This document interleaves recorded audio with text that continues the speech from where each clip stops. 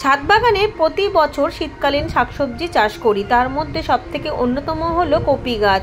বিভিন্ন রকমের কপি গাছ আমি করি, যেমন বাঁধাকপি, ফুলকপি, ওলকপি, আর বিভিন্ন জায়গাতে দিয়ে রাখি।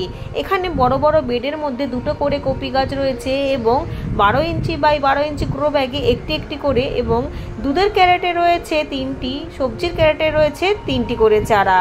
বৃষ্টির সময় এর অধিকাংশ চারাই মারা গিয়েছে। বৃষ্টির হাত থেকে এই কয়েকটি খালি আমি বাঁচাতে পেরেছি। খুব কম পরিচর্যার মধ্যে দিয়ে আমি গাছ করি।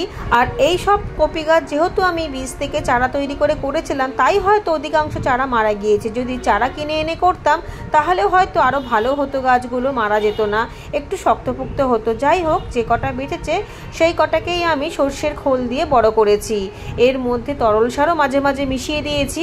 আজকেও দেবো, প্রায় 15 দিন আগে দিয়েছিলাম, তাই আজকেও তোড়জোড় শুরু করে দিয়েছি। এদিকে প্লেন জল ভরতেও শুরু হয়ে